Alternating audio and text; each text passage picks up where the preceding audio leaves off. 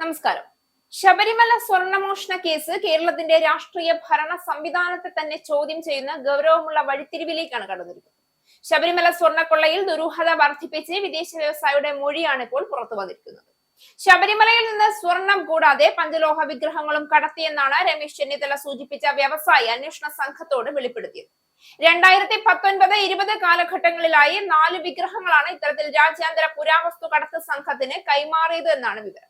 സ്വർണ്ണക്കൊള്ളയിലെ ഒന്നാം പ്രതിയായ ഉണ്ണികൃഷ്ണൻ പോറ്റിയായിരുന്നു ഈ കച്ചവടത്തിന്റെയും ഇടനിലക്കാരൻ എന്നതാണ് ശ്രദ്ധേയം. ഡി മണി എന്നറിയപ്പെടുന്ന ചെന്നൈ സ്വദേശിയാണ് വിഗ്രഹങ്ങൾ വാങ്ങിയത്. 2020 ഒക്ടോബർ 26-ന് തിരുവനന്തപുരത്ത് വെച്ച് പണ കൈമാറ്റം നടന്നു. ശബരിമലയുമായി ബന്ധപ്പെട്ട ഒരു ഉന്നതനും ഈ കച്ചവടത്തിൽ പങ്കുണ്ട് എന്ന് വ്യവസായിയുടെ മൊഴിയിലുണ്ട്. ഉന്നതനും ഉണ്ണികൃഷ്ണൻ പോറ്റിയും ഡി മണിയും ചേർന്നാണ് തിരുവനന്തപുരത്ത് നടന്ന പണം കൈമാറ്റത്തിൽ പങ്കെടുത്തതെന്നും വ്യവസായി മൊഴി നൽകി കഴിഞ്ഞു. മൊഴിയുടെ ആധികാരികത കേന്ദ്രീകരിച്ച് അന്വേഷിക്കാനാണ് SITയുടെ തീരുമാനം.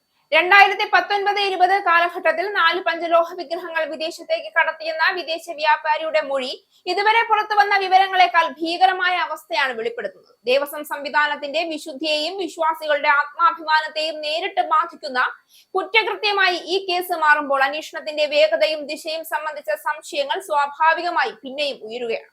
ഒന്നാം പ്രതിയായ ഉണ്ണികൃഷ്ണൻ പോറ്റിയുടെ പങ്കും തിരുവനന്തപുരത്തെ മണി ഡീലുമായി ബന്ധപ്പെട്ട് ഉയർന്ന റാങ്കിലുള്ള ഉദ്യോഗസ്ഥന്റെ ഇടപെടലുമെന്ന ആരോപണം സാധാരണ ക്രിമിനൽ കേസുകളുടെ പരിധി കടന്ന് അധികാരത്തിന്റെ നിഴലുകൾ അന്വേഷണത്തിന്റെ മുകളിലായി വീഴ്ത്തുന്നു.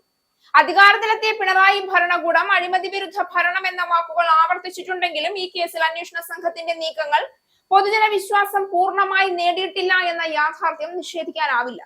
തെളിവുകളുടെ ചങ്ങല പൊട്ടിച്ചു കളയാൻ കാലതാമസം സഹായകരമാകുമോ എന്ന ആശങ്കയും ശക്തമായ പേരുകൾ ഉയർന്നാൽ അന്വേഷണം മന്ദഗതിയിലാകുമോ എന്ന സംശയവും ജനമനസ്സിൽ കത്തുകയാണ്. ദേവസ്വം സ്വത്ത് കവർച്ചയും അന്തർദേശീയ കടത്തും ഒരേ നൂലാമാലയിൽ കെട്ടിപ്പിണഞ്ഞിരിക്കുന്നുവെങ്കിൽ അതിനായി കൈകാര്യം ചെയ്യാനുള്ള ഭരണകൂടത്തിന്റെ താല്പര്യം നിർണായകമാണ്.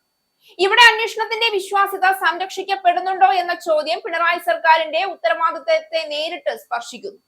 വിദേശ വ്യാപാരിയുടെ മൊഴിയോടെ ശബരിമല സ്വർണ്ണമോഷണ കേസ് ഒരു സാധാരണ കുറ്റാന്വേഷണമല്ല. ഭരണകൂടത്തിന്റെ സുതാര്യതയും നിയമത്തിന്റെ സമത്വവും പരീക്ഷിക്കപ്പെടുന്ന ഘട്ടമാണെന്ന തലത്തിലേക്ക് മാറിക്കഴിഞ്ഞിരിക്കുന്നു. ഒന്നാം പ്രതിയിലേക്കും ഉയർന്ന ഉദ്യോഗസ്ഥരിലേക്കും സൂചനകൾ നീങ്ങുമ്പോൾ അന്വേഷണം ആരെയും സംരക്ഷിക്കാതെ മുന്നോട്ട് പോകുമെന്ന് സർക്കാർ ഉറപ്പാക്കേണ്ടത് അനിവാര്യമാണ്. എന്നാൽ ഇതുവരെ കണ്ടത് ചോദ്യങ്ങൾക്ക് മറുപടി നൽകുന്നതിലുപരി സംശയങ്ങൾ വർദ്ധിപ്പിക്കുന്ന മൗനങ്ങളും മന്ദഗതിയുമാണ്.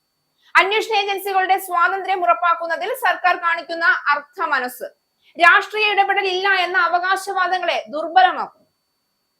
പിണറായി സർക്കാരിന് ഇതൊരു നിർണായക അവസരമാണ്. സംശയങ്ങളെ അകറ്റി സത്യാവസ്ഥ പുറത്തു കൊണ്ടുവന്ന വിശ്വാസികളെ ആശ്വസിപ്പിക്കാൻ. അതിനു വേണ്ടത് വാക്കുകളല്ല, സമയബന്ധിതമായ നടപടികളും ശക്തമായ കുറ്റപത്രവുമാണ്. കുറ്റക്കാർ ആരായാലും നിയമത്തിന് മുന്നിൽ തുല്യരാകണമെന്ന തത്വം ഇവിടെ പ്രയോഗിക്കപ്പെടുന്നുണ്ടോ എന്ന് കേരളം ഉറ്റുനോക്കുകയാണ്. ശബരിമലയുടെ വിശുദ്ധിയും പൊതുധനത്തിന്റെ സുരക്ഷയും രാഷ്ട്രീയ താല്പര്യങ്ങൾക്ക് കീഴടങ്ങരുത്. അന്വേഷണം അർത്ഥസത്യങ്ങളിൽ ഒതുങ്ങിയാൽ അത് സർക്കാരിന്റെ വിശ്വാസ്യതയെ ദീർഘകാലം മുറിവേൽപ്പിക്കും. അതുകൊണ്ട് തന്നെ ഈ കേസിന്റെ അന്തിമ ഫലം കേരളത്തിന്റെ ഭരണ ചരിത്രത്തിൽ ഒരു വലിയ മാറ്റത്തിന് കാരണമാകുമെന്ന് ഉറപ്പാണ്.